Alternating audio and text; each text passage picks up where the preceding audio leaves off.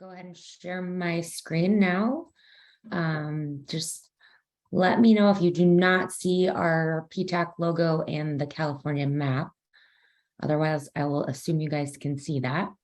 We can see it. Oh, wonderful. Okay. So again, as Gabrielle said, my name is Angela Watson, and I am the program manager for the Golden State PTAC. And PTAC stands for Procurement Technical Assistance Center. The PTAC program was created in the 80s by the federal government, the Department of Defense, to diversify the supplier base to the government. And that is necessary at the federal, state, and local levels, as the government buyers are some of the, basically the biggest buyers, especially the federal government in the US worldwide. So they have to procure all kinds of services and goods to keep our country and each of the agencies going, defense commands, at bases at home and away, as well as just, administrative office buildings and everything in between. So big buyers of all the goods and services, and our program was established to help, businesses of all sizes, but in large part, small businesses and small and diverse business ownership to navigate the government contracting environment, which can be a little daunting initially until you kind of learn the language and you understand how to, use the appropriate resources to get to where you're figuring out who buys what you sell and how they buy it. We are one of 8 PTACs that serve the state of California, and one of, I believe, 95 centers nationwide. So if you're outside of our service area, our geographic footprint covers Kern, San Luis Obispo, Santa Barbara, and Ventura counties. If you're outside of that, there's another PTAC that serves your area, and I'll have contact information for PTACs in California and where you can look nationwide in case you happen to lie outside the state as well. As I said, we do educate folks through one-on-one counseling, and then we do group training events like this. We also do industry outreach days and try to be a liaison between small business deputies, at different agencies at the federal, state, and local levels to help our clients navigate how to sell to each of those levels and the different agencies within, because each agency, each level of purchasing, each command that buys can purchase through different avenues or what they call contracting vehicles. So we really try to help you dial in to figure out, who your targets are within the government at each level and how they're buying, and then connect you with the right folks. Oftentimes the small business folks who are going to know their agency, their program procurement needs better than anybody, and then can help take it from there and bridge that gap of the foundational information that we help you do to dial into the specific agency that you're trying to sell to and build that rapport. We do that through a number of resources and ways, and we basically meet with clients individually to learn about your business and then figure out what your next steps should be, and kind of set up some milestones for you to achieve success in the government contracting environment. We also help people understand if they're even eligible or what kind of realistic expectations they should have for government contracting prior to getting involved, because as I said, it is different than the private sector, regular commercial business to business. So just, having that awareness before diving in is really important for businesses as well. All right, so today we are talking about one of the federal small business programs overseen by the SBA. And today we're talking about the woman-owned small business and the economically disadvantaged woman-owned small business programs under the SBA. Again, I want to clarify or specify that this is at the federal level. So even though there are certifications and different recognition of certifications at different levels of government, we are speaking strictly on the federal level today. And I just want to make sure that is known, that they are separate and distinct. And actually, just for the streaming quality, I'm going to go ahead and turn off my my camera here, but I'll keep the presentation up, of course. And please let me know if for any reason you have any trouble hearing me. Okay, so WOSB is what we call the Women-Owned Small Business Program for short, and EdWOSB, you'll hear me say that interchangeably for the economically disadvantaged throughout today's presentation. What we're going to cover today is the purpose of the program and some definitions, just to get kind of an idea of what we're talking about through the presentation. I'm going to talk about the regulatory overview, eligibility requirements, how to apply, and what the review process for the application is, and then how to identify and compete for WOSB set-aside contracts. I'll also mention some additional resources, and then we'll open it to questions and answers at the end. Okay, so the purpose of the WOSB program, as with the other federal small business programs, is to help provide a level playing field. In the WOSB instance, it's so that women-owned small businesses and economically disadvantaged women-owned small businesses can compete for and win contracts in underrepresented industries. So we'll talk about those definitions in just a moment, and what that means in underrepresented industries. But additionally, this program was created to allow federal contracting officers to have a mechanism to set aside certain federal contracts for eligible WOSB and EdWOSB businesses. And they have a goal of 5% annually to to procure from women-owned businesses, and that is called a contracting goal. So 5% of their annual spending is supposed to go to women-owned businesses. And this is at the federal level again. Some agencies actually have a higher goal, but that is the minimum that has been established federally for annual spending. Additionally, the purpose of the program is to help women-owned small businesses and economically disadvantaged women-owned small businesses gain capacity and grow in the marketplace. And honestly, the federal government recognizes the power of small businesses, small and diverse business ownership for our economy and for the supplier base. So anybody that's part of the supplier base that sells to the government, they want to make sure that there's competition and diversity, so that our, progress as a country, our economy does not get stagnant. And, there's always new ideas and new developments entering the field of, who is providing the best products and services to help keep our economy and our country strong. All right, some of these definitions, let's take care of these here. A competitive set aside is when a contract can be basically put aside from full and open competition. It shrinks the pool of competition.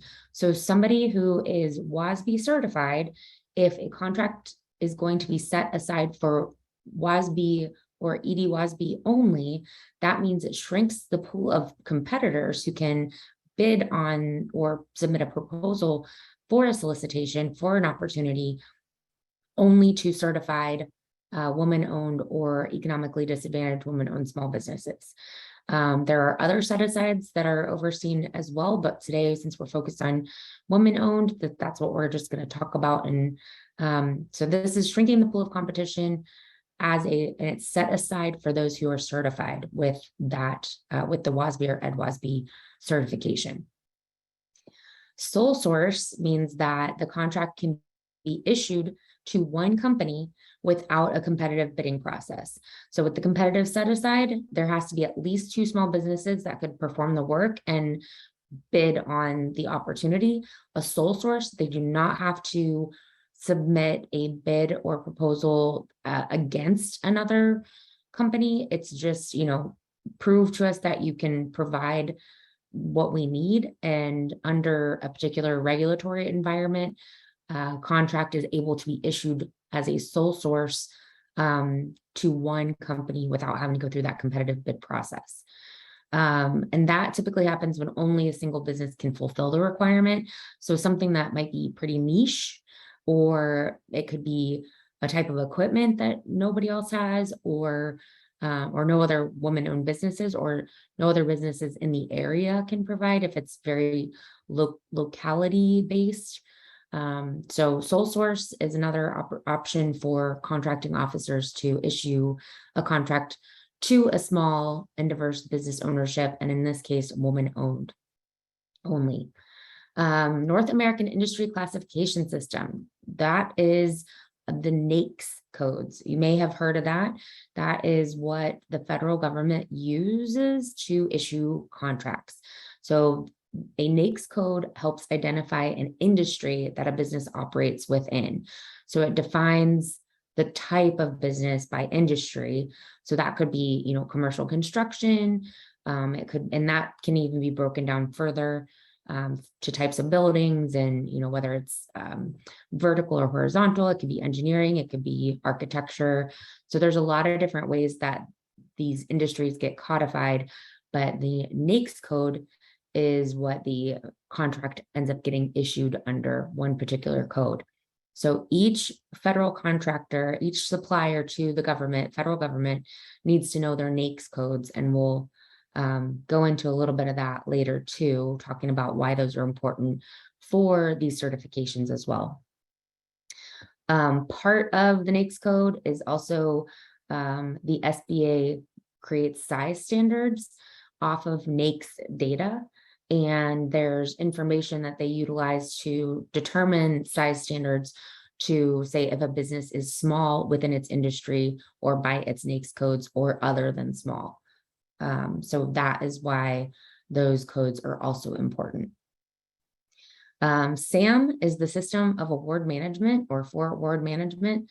The government runs this site. It's a government site, federal level, that serves as a central registration point for government contractors. Any company that plans to sell to the federal government or even get grants typically needs to register its entity in sam.gov. And that's something that our PTAC can help you with. I'm not sure about the Women's Business Center, if they do that typically or not, but it is kind of a baseline of a point of entry. If you plan on working with the federal government, you need to register your entity in SAM. And that system has undergone a lot of changes in the last year. So there have been some issues, but a lot of that's been overcome, and we're working through a lot of it with our clients. So if you're stuck with your SAM registration, definitely give us a call. Okay, talking again about these set-asides. So for the WOSB set-aside, a NAICS code gets assigned to a contract in an industry where WOSBs are substantially underrepresented. And then with ED-WOSB, that's in an industry where they're underrepresented. So I know that seems really, I don't know, to be honest, the differentiation between substantially underrepresented and underrepresented, but I think for the way I understand it is ED-WOSB, there's more coverage of maybe some industries that WOSB wouldn't qualify for under a NAICS code, not having as many women in the industry. So where it's just regular WOSB, it has to be even further substantially underrepresented. And we'll talk about the distinction between economically disadvantaged versus traditional WOSB shortly. Again, there's a rule of two. So contract set-asides only happen if a contracting officer has done market research and figured out if there is a reasonable expectation that two or more women-owned small businesses will, or at least can and will, submit an offer, that are likely to submit an offer on it. And the other piece of this is that the award price must be awarded at a fair market price. So it can't be, undercut, so that, the WOSB business, the woman-owned small business would be, it would be to their detriment to bid on it.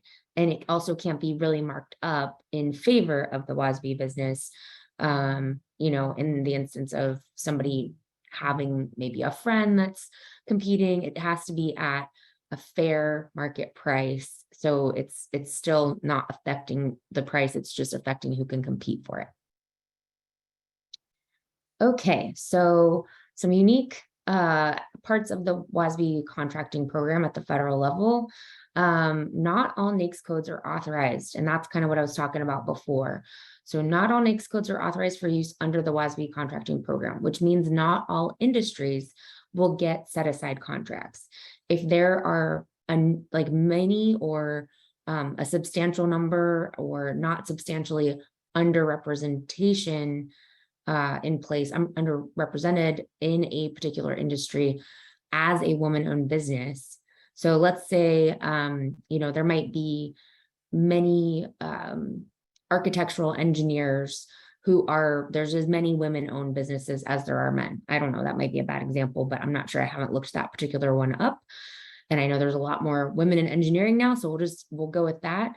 So if that's not the case, then that particular NAICS code is not going to be part of the WOSB set-aside program. It doesn't mean that architectural engineering firm can't get certified. It just means they won't have the option of competing for a set-aside where it shrinks the pool of competition because they're already well represented in that industry. So hopefully that kind of makes sense why some industry NAICS codes are included and others are not. And one that would be included is where women-owned businesses are traditionally not present. And a lot of those can shift and change. So these NAICS codes do change over time. They're reevaluated by the SBA, and the program gets reevaluated as well. Let's see. So currently, as of end of 2020, women-owned small businesses and economically disadvantaged women-owned small businesses moved to a certification platform on beta.certify.SBA.gov. And what that means is that there's an apply and verify system in place now. So the SBA has women-owned small businesses and economically disadvantaged women-owned small businesses apply to get the certification, whereas in the past, it was possible to do self-certification and upload documents on a different platform. And it kind of only came into question if you were challenged or if there was a protest. Now it is apply and verify on the front end. So it can be approved, and essentially that was put in place because there were folks using loopholes or, kind of not following the requirements and the eligibility of the program to make it used as it was intended. So for example, it might be a male-owned business and he just put his wife's name on the business and then, says we're women-owned small business. And now that's going to be discovered in the application process by the reviewer through SBA's platform. So that certification is what allows folks to participate in set-asides and sole source contracts. So that's the importance of the apply and verify system.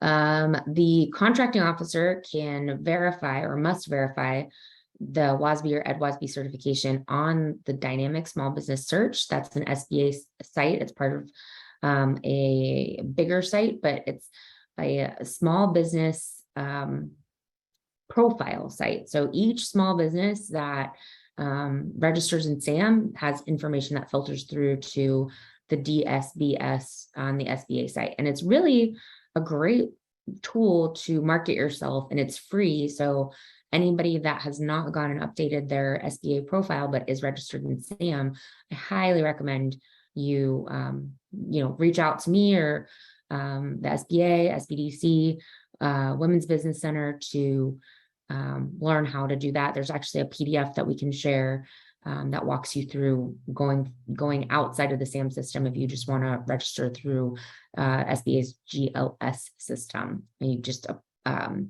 create an account and then you can update your pages and information, or you can do it through your SAM registration.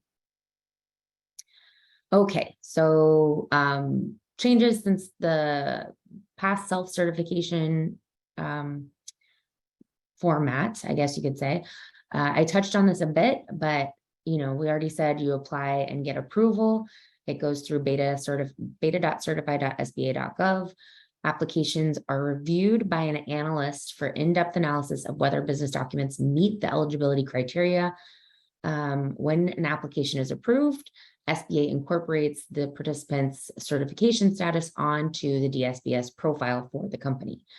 Contracting officers don't have to request access. They can just look at the DSBS or can contact SBA to verify. And declined applicants may reapply after 90 days if the business has corrected the initial defect. So perhaps you didn't have your taxes filed from the last year and you couldn't provide them yet. And so they had to decline you because you didn't have all the eligibility criteria to provide. You can wait 90 days and reapply after having the documentation that's required for eligibility. Okay, speaking of eligibility, the woman-owned small business, the women in ownership, 51% ownership, and I was going to say women in charge, because really that's what it is. It has to be the women ownership and management of daily operations. So there needs to be some experience there to demonstrate that you're not just a figurehead that's being placed on a male-owned business. It can be one or more women who own that 50% share. So it can be a combination. It doesn't have to be one person that owns that 51%. But again, women have to manage the daily operations, have to be involved in long-term decision-making, a woman has to hold the highest officer position in the company, have to use the proper NAICS codes. And one thing that's interesting is you don't have to have any minimum time in your business. So if you just are starting out your business, but you have all these other things in place, you can still qualify and get certified for WOSB or ED-WOSB certification. Okay, so for WOSBs, you must be a small business per the size standards for the primary North American industry NAICS code and contract. So the primary NAICS code is the one that the majority of your business falls under. You must be a for-profit business. Again, 51% unconditional and direct ownership by a woman or women who are U.S. citizens. The women owners must manage the day-to-day operations and hold the highest officer position and work at the business full-time during normal working hours. No minimum time in business is required, as I said. However, there must be sufficient experience to control operations and then the decision-making and long-term planning. And again, talking about that eligible NAICS code. There is a list available of the eligible NAICS codes that set-asides and sole sources can happen under and for that certification. And then the one other thing I want to say here is the unconditional and direct ownership. So that would be as long as there's not a trust in place. There's some instances where a trust can be used if that's part of your estate planning, but the woman owner must be the only beneficiary. So it can be a little tricky when people are setting up trusts, or if there's any kind of partnership or something where the woman owner would be have conditional ownership and could be could be prevented from either selling her part of the business, by a male owner, or there's just some little, hiccups that can happen depending on how a business is organized. So you want to make sure if you're starting out and organizing your business, or if you need to reorganize your business to properly qualify, you want to have a really good understanding of those criteria of what unconditional and direct ownership is. So if you do have questions about that, let us know and we'll get you that information, but that is something that people run into as a hurdle sometimes. Okay, so for the economically disadvantaged section of WOSBs, the woman must have a personal net worth, so assets minus liabilities less than $750,000.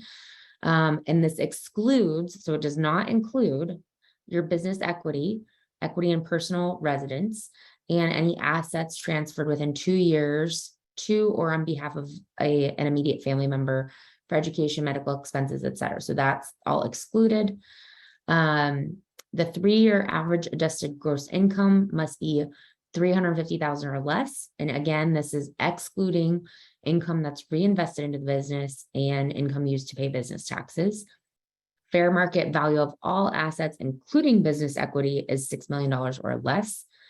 And again, so this is that eligible NAICS code for ED-WOSB. They do show differently than the regular WOSB. So if you're applying as an ED-WOSB certification, you need to have it in an appropriate industry NAICS code. To apply, you go to the beta.certify.SBA.gov site. You want to look at all of, like, they've got really great resources on there since they created this new platform, and the SBA is overseeing the apply and verify process. The checklist that give you guidance prior to applying. There's an eligibility, questionnaire. You can get answers to questions regarding your firm's ability to participate in a particular program. You can ask for, you can ask questions from the SBA by using the help form. And then obviously you want to be able to create an account and proceed with your application on here. That is the main component here.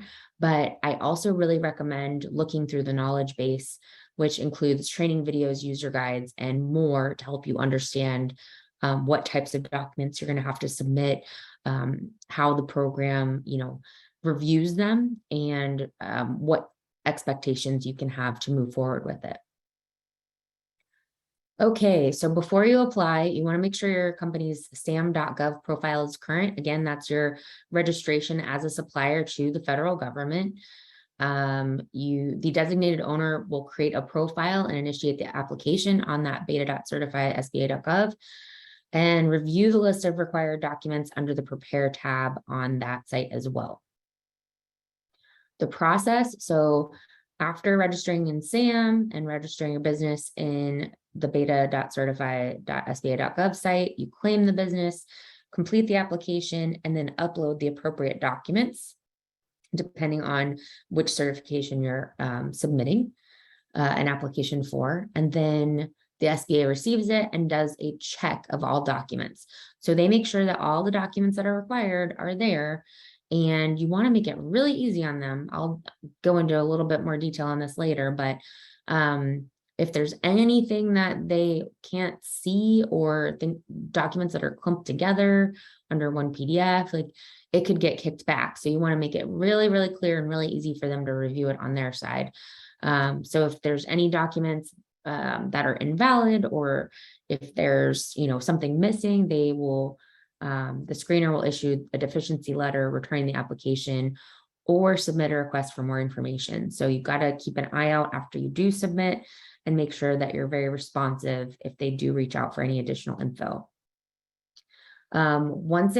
If a full complete package gets to the analyst section, then they review the eligibility, ownership, and control. So they actually review the content of the documents, not just that they've been attached. So they review the eligibility and everything and really scrutinize it to make sure it's accurate and correct and eligible. Review financials for ED-WOSB as well, and could ask for additional information if they need it. Every business has a little bit different information and might have a different setup or what they provide. And then they'll submit a final recommendation after their analysis. And then upon that being finished, they'll make a final decision to approve or deny and issue the signed and dated letter to the firm, the applicant. And the letter marks the official date of entry into the WOSB program if approved. Okay, so as far as the timing, the application submission gets sent through, dashboard gets updated. So an applicant can see that on their dashboard. SBA will notify you of a complete sufficient application package within 15 days, or reach out if additional information or documentation is required. They did get behind on this for a little while. So if it's past 15 days, just check in with, some of your SBA resources, or check with the WOSB SBA site to see if there's any notice of, a delay past that 15 days. SBA will make a determination within 90 calendar days after receipt of complete application. And sorry, it's when applicable. And I don't know if you guys can hear in the background, there's some dogs barking outside, and I apologize for that. Hopefully they'll move along here shortly.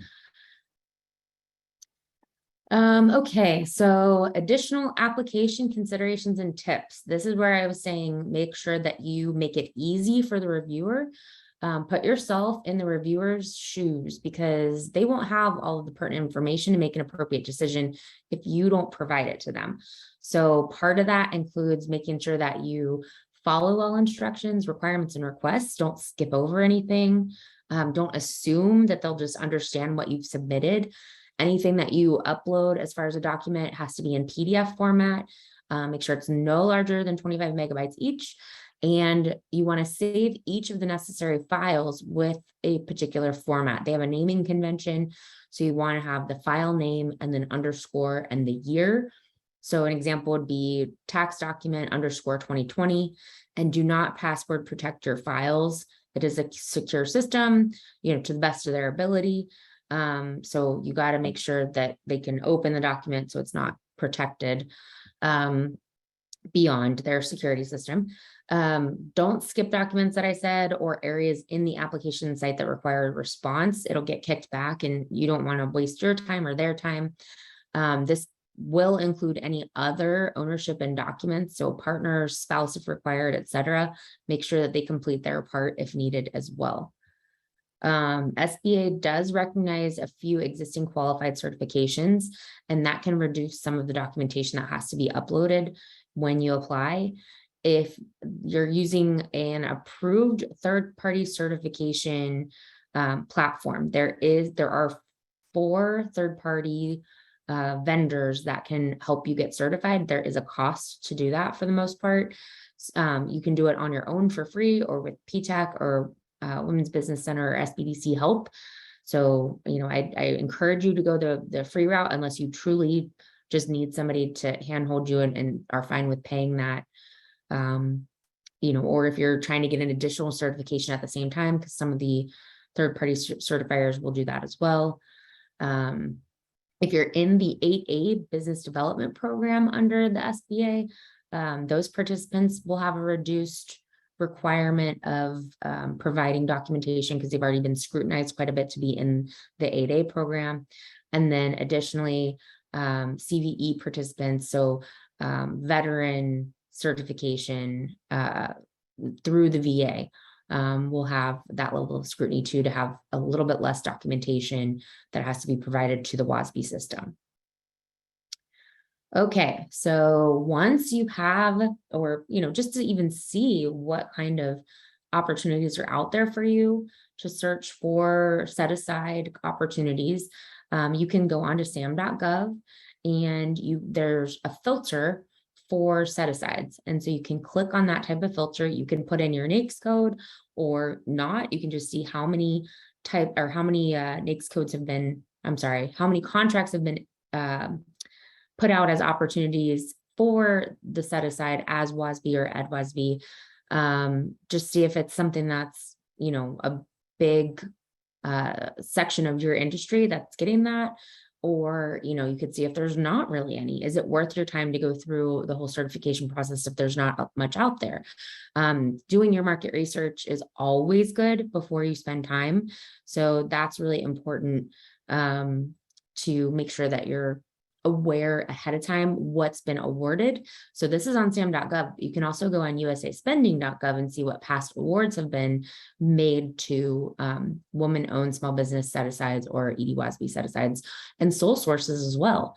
So if you're somebody that has a very niche product or service, or that maybe the Department of Interior needs a specific type of equipment that you have, and they've asked you if you're in SAM and if you're certified, that could be something where they might have an opportunity to sole source to you.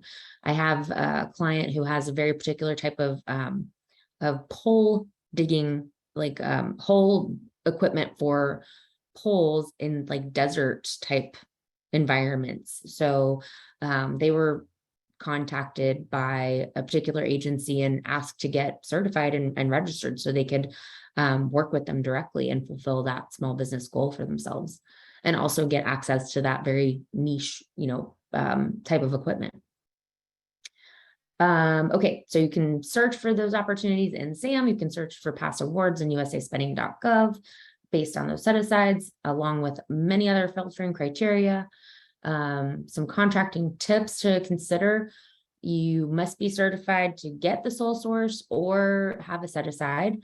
The one caveat to that is you can have a complete application submitted for certification for a competed set-aside contract. So the SBA can expedite review of an application for a firm that has a pending application and is the apparent successful offer on a contract. So if you are submitting on a contract and it's, they want to award it to you as a woman-owned small business or AD-WOSB, you got to let the SBA know so they can expedite review of the application. There's a process to do that.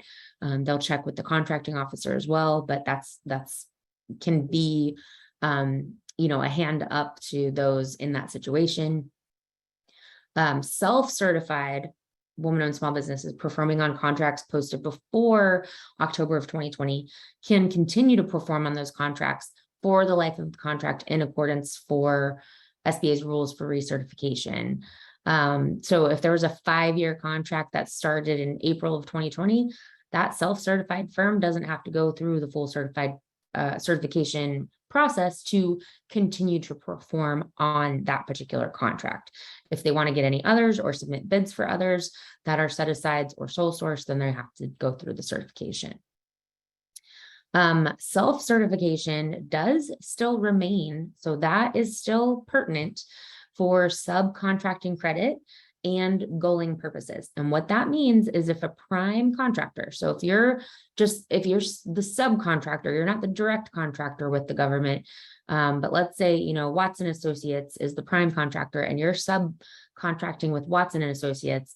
If I'm Watson and Associates as the prime and I have a subcontracting goal, then women-owned small businesses that are self-certified do or can actually count towards my goal, and also count towards a goal for, contracting in general that the government agency, if they buy from a woman-owned small business that's self-certified, they can say that's part of their 5% goal, but it can't be a set aside. It can't be a sole source.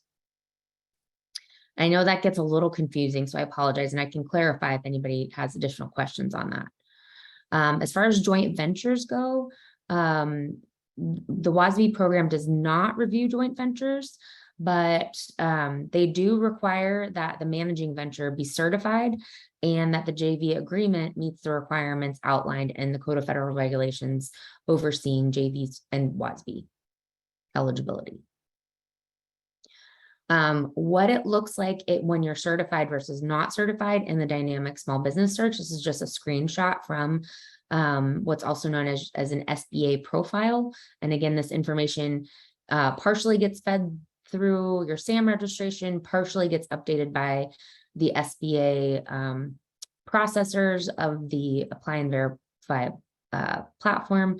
And you can also add to your SBA profile through your own entries as well. The capabilities narrative and keywords are two main parts of that: past performance, bonding, all of that stuff that you can fill in as an individual. But the important thing here that we're showing is if there's an SBA certified individual, so it shows you here that yes, they went through the SBA certify platform and the date. And is it pending? No, because they've already gotten certified. However, here, they've also applied as ED-WOSB. They're not yet, but it is pending. So it does show up in there depending on your status. Okay, real quick, I'm just going to touch on some resources for you guys, and then we'll go into questions, and hopefully I'll be able to answer any questions you have. Okay, So local small business resources, of course, we have the SBA Fresno District Office. We have Tom Shy on the line here, who's the business opportunity specialist for that office. They have a great network of folks who handle different areas of expertise under the SBA and working with small business. SBA is really the agency that drives so much of the small business focus within government contracting and programs to make sure that, you know, they really are trying to level the playing field for the supplier base to be, you know, competitive and friendly to small and diverse business ownership. So definitely encourage you to look into your local district office there and your resources.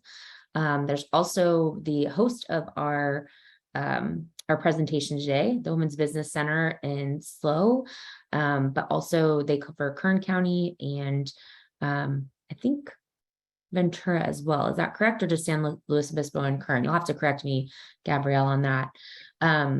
Actually, and I can go ahead and answer real quick. So we cover San Luis Obispo counties, Kern counties, and then Monterey counties. Monterey, thank you.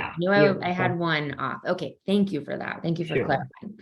But even if these are not your district offices or your local resource, there are a network of SBA offices and women's business centers located throughout the state as well. And, you know, depending on the state, you know, they're located throughout the country, might be under a different type of program, but these are your business resources in addition to our office or our program as a PTAC. There's a lot of these small business resources. We call them community resource partners. And we're all here to be a network that helps lift up the small business community by educating and helping you navigate this environment, as well as, you know, all the offerings under the SBA of, you know, access to capital and business planning and all kinds of, you know, just really incredible programs. There's also SCORE.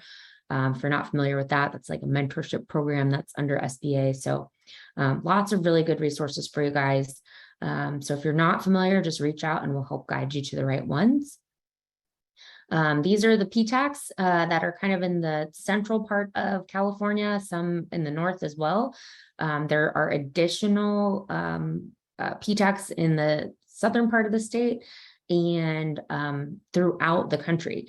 So if these aren't covering your area, we do have the counties listed there for the ones that are listed on this page, but also a list of PTACs nationwide. You can just go to apptac.us.org and find your PTAC and contact information and everything.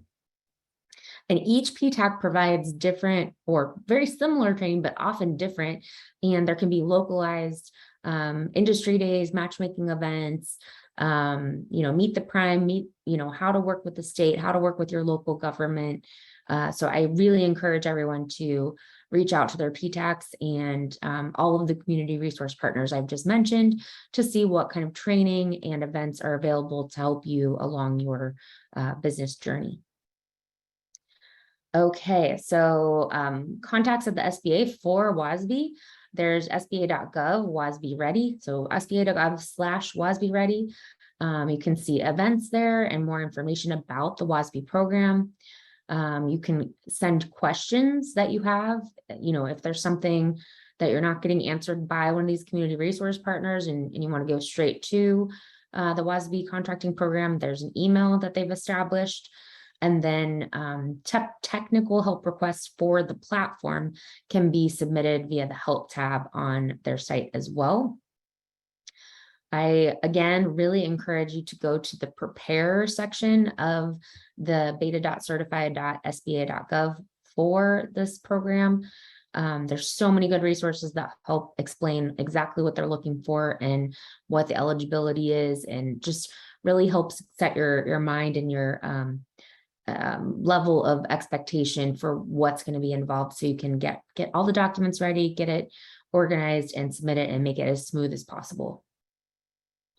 Again, the knowledge base is phenomenal on the SBA. Specific to the WOSB and ED-WOSB program, there is, you know, the knowledge base for this particular apply and verify on the beta.certify site. You just click on knowledge base, and then you have access to videos, user guides, and more. So if you're more of a visual person, like with video versus PDFs, or if you just want to be able to print out a user guide and kind of walk through it step by step, there's all of that. If you're somebody that likes to do it on your own and understand it that way, that's totally cool. They have great resources to do that. And then again, just how to reach us, our office, our PTAC is the Golden State PTAC. We are located in Bakersfield, but we cover all of Kern County, San Luis Obispo, Santa Barbara, and Ventura. And you can go to our website and sign up as a client. It's free. Or you can just sign up as a contact and get on our newsletter and be aware of any training events that we're doing, any other types of webinars, or how to work with any particular agency. We do try to include a lot of events in our newsletter for folks to get as much information as possible, because government contracting is a broad environment, and it's hard to keep up with all the areas of opportunity. And we want to do as much as we can to help you guys stay informed. I'm Angela Watson. I'm the program manager. There's my email and direct line. And then Mariah Cobb is our full-time procurement counselor. And there's her email and direct line as well. And now, if we can, I will open it up to any questions. Okay, and Angela, it appears that we do have a question in the chat box. It was from Adnab Mohammed. If you are just starting and they require a business history, how does that work? What kinds of documents would be accepted that would satisfy this requirement? So that's a great question. When you say business history, it depends on where you're talking about. So if you're talking about tax documents and you don't have those, that's fine. You just upload a document that says, I'm a new business established as of 2022, and don't have my first year of tax documents yet. We'll provide that in the future, when available.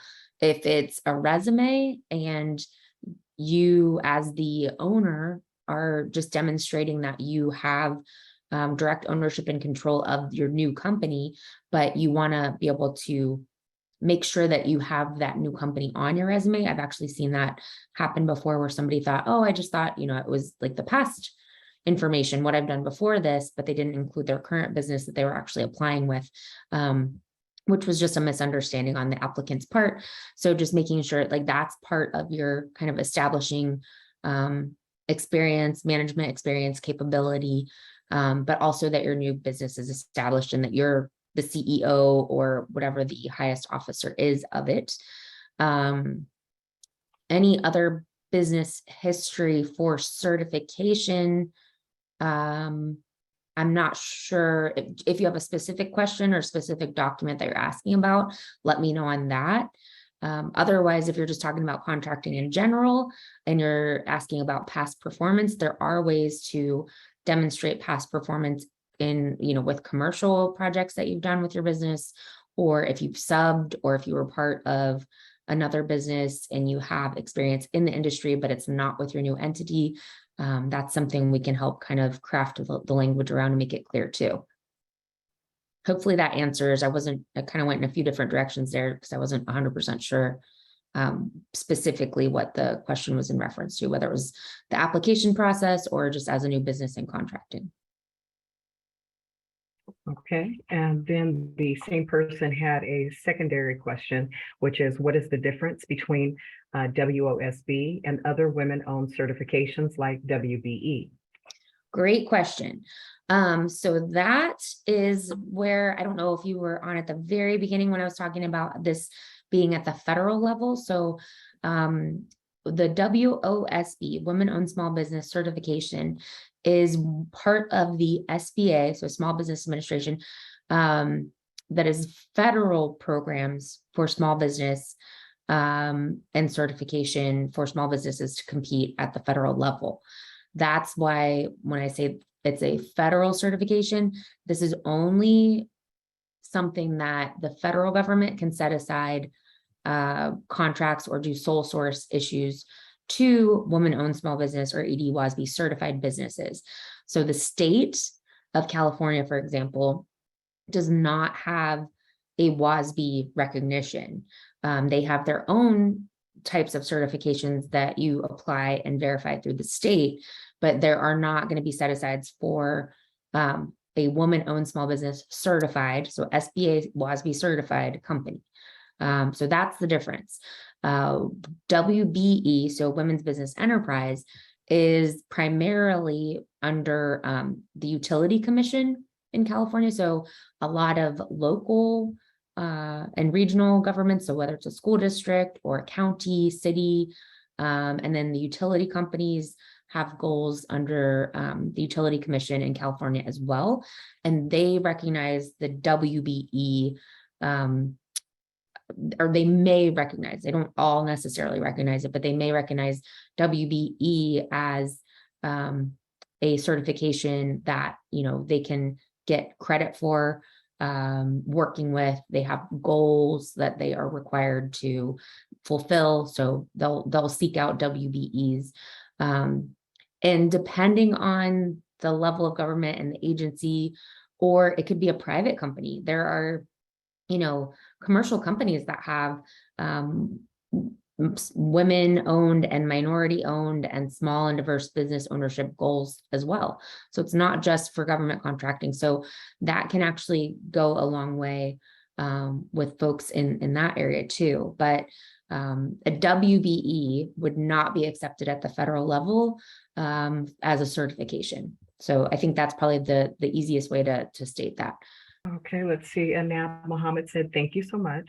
Sure. Really appreciate it. And I will say, for anybody that's considering the woman-owned small business or EDWOSB certification, or any of the SBA certifications, or any of the local or state certifications, just know that the more you know about what's going to be expected of you, so using those checklists, kind of reading up on it in advance, utilizing resources like our office and the Women's Business Center to get the information that you need to understand, you know, how are you going to use the certification?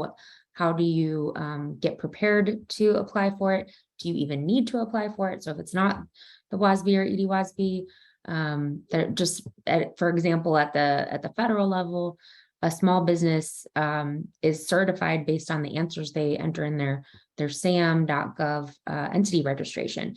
So that's based on your NAICS codes and your company size standards when you enter your employee number or number of employees, I should say, and the revenue.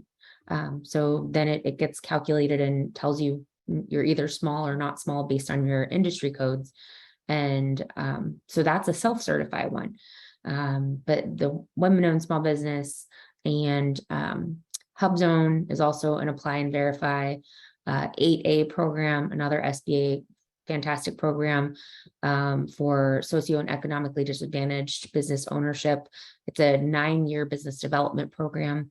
But again, it can be quite a task to do the application and go through it. And you feel like, you know, I had one client, even for the WBE certification, she said, gosh, I feel like they wanted, you know, a hair and blood sample even. I'm surprised they didn't ask for it. So it feels like they're asking a lot, but the whole point of all of the verification for these small and diverse business ownership certifications is to make sure that the folks who are actually needing that, you know, hand up for the level playing field, because of past underrepresentation, because of, you know, past being shut out of, you know, a particular industry, a particular area of competition.